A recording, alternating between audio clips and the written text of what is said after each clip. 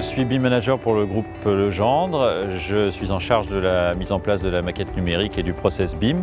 Sur le projet du métro de Rennes, j'ai animé la cellule de synthèse pour le garage atelier qui se trouve derrière moi. Concrètement, ça a consisté en l'organisation des échanges des maquettes numériques sur la base du logiciel Revit. Pour ce projet, le BIM a été utilisé en phase de conception par les équipes de maîtrise d'œuvre et les entreprises ont bénéficié de ces modèles en phase de construction. La réutilisation par les entreprises des maquettes de conception sur ce projet, c'est plutôt une première, je pense, sur un projet de cette ampleur. Grâce au BIM et à la maquette numérique aujourd'hui, on constate une augmentation de la qualité et de la cohérence de nos dossiers. L'enjeu pour nous, c'est ça, c'est de construire avant de construire, donc détecter les problèmes, détecter les incohérences, détecter les modifications sur le modèle virtuel pour que, une fois qu'on se retrouve sur chantier, les équipes soient plus productives et ne rendent compte pas de problèmes. Aujourd'hui, le résultat que l'on peut constater suite à l'exécution du génie civil, c'est qu'on a fiabilisé l'aspect réservation, c'est-à-dire tous les trous pour lesquels les gaines et les tuyaux doivent passer dans le béton.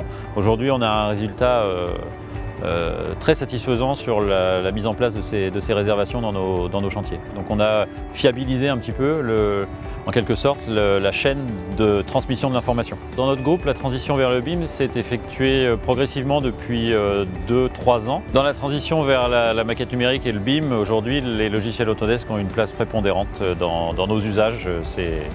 Revit, notre outil de production au quotidien.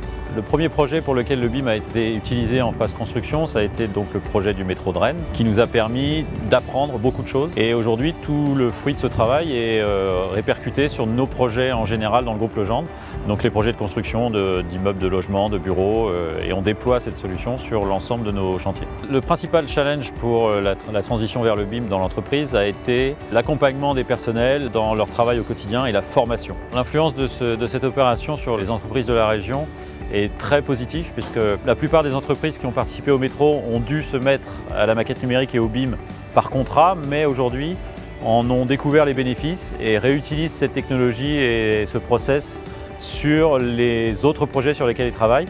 Et localement, c'est des entreprises qui demain sont nos futurs partenaires pour d'autres opérations sur lesquelles le BIM pourra être implémenté beaucoup plus facilement.